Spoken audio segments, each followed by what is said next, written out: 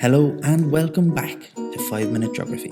However, this season we're going to be focusing on the Leaving Certificate Geography paper and getting them all important H1 answers by explaining as simply as possible the world around us. So whether you're a student gearing up for exams or a teacher looking for extra resources, you're in the right place. So subscribe to stay updated and let's tackle this course together. In terms of Brazil's soils, they have Terra Rossa soils in Sao Paulo. They're dark red, contain plenty of humus, and they're fantastic for growing coffee, and coffee plants thrive in this area. They have alluvial soil because of the drainage of the Amazon basin, so nutrient-rich alluvium on the large floodplains, and they have littoral soils in the rainforest.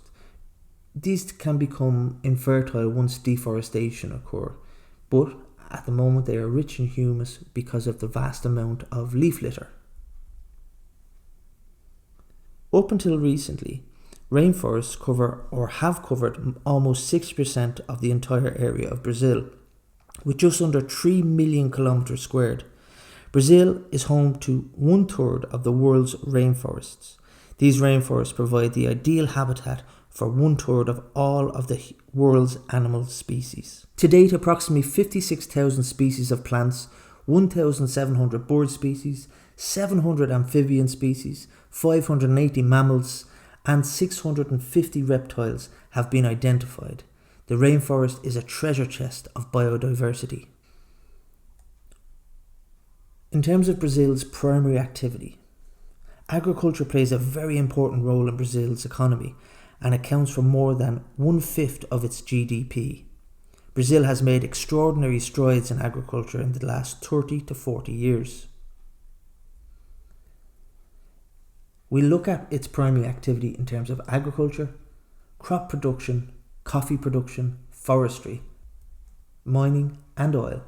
It's first in the world for its exports of coffee, beef, sugar and oranges, production of soybeans and production of poultry. Agriculture is worth about 25% of Brazil's GDP. Farmland can reach up to 60 million hectares, and because of these large ranches, we can use modern technology, and as a result of modern technology, we can get higher yields.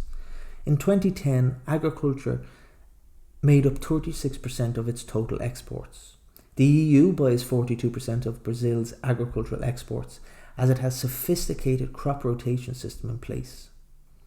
There's a 6-year cycle of corn, eucalyptus, soya and pasture, and this is to preserve fertility and reduce dependency on just one crop.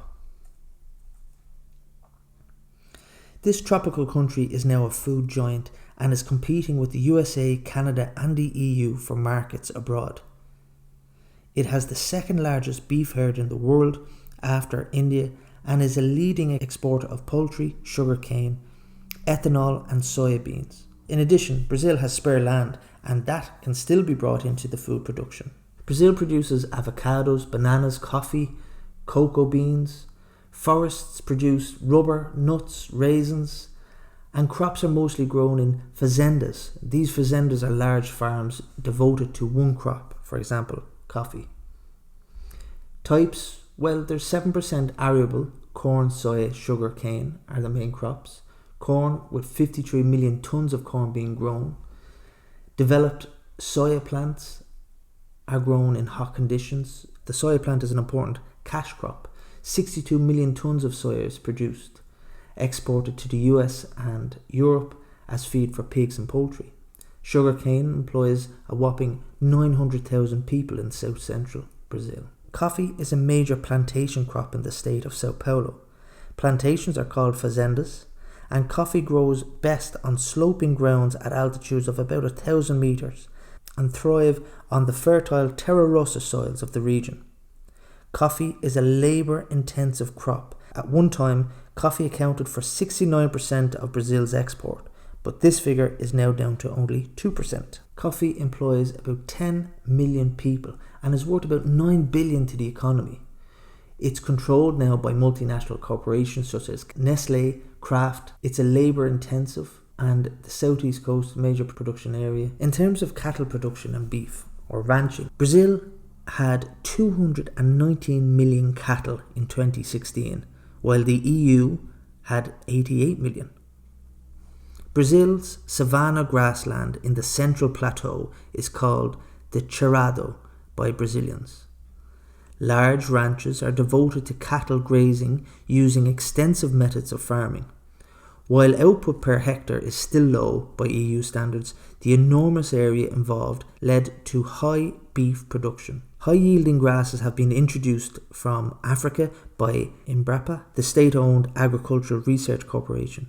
These grasses are much more productive and nutritious than the native Cerrado grasses. New land is constantly being brought up in production as tropical rainforest is cleared. This change to the environment has provoked great controversy both at home and abroad. Cattle are also reared in the temperate grasslands of southern Brazil. In terms of forestry, it is a very important economic activity, and the main trees tend to be teak and mahogany. A single tree can cost up to €15,000. There are 6 million indirect and direct jobs associated with forestry, so it's a very important employer. 4.7 million kilometres squared is covered in forest and tends to be used in the paper industry in the south of the country. In 2010, exports of timber were worth up to €2 billion to the economy. Sao Paulo being the largest consumer, with the Amazon having 3,000 logging companies in it. New regulations with global concerns about deforestation have been brought in, but it's hard to reform because a lot of this is burned for cattle and soya production. Brazil is a major producer and exporter of minerals, with almost 50% of the total value produced in the state of Minas Gerais. Brazil is rich in iron ore, gold, copper, lead, zinc, tin and nickel, as well as offshore oil and gas. There's a wide range of minerals. It's exported in its raw state. Bahia, it has a large copper reserve that is exported to Argentina and the US, and it's worth about €84 million. Domestic consumption is on the increase as a result of investment in energy, automobiles and telecommunication sectors. In terms of oil, Brazil's investment in offshore oil explorations started in the 1970s and have been very successful. The country has considerable offshore reserves of oil. The Campos Basin oil field is the largest. While the country was self-sufficient in oil supplies for many years, increased demand has led to the resumption of imports. Nevertheless, the country was 66% self-sufficient in 2015. Natural gas can also be found offshore.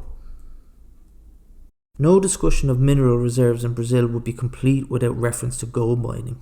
Gold has been mined in Minas Gerais for generations. Today, important discoveries in the Amazon basin has attracted the usual rush of migrants in search of the elusive metal.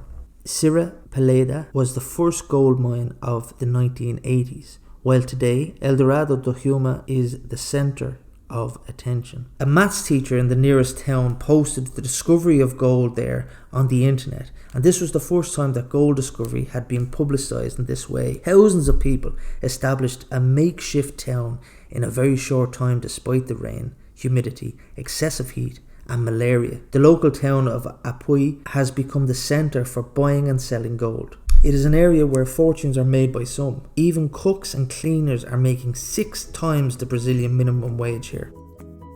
If there's a particular topic you'd like covered or something you're struggling with, feel free to get in touch in the comment section below and I'll aim to cover it in future videos. So subscribe to stay updated and let's tackle this course together.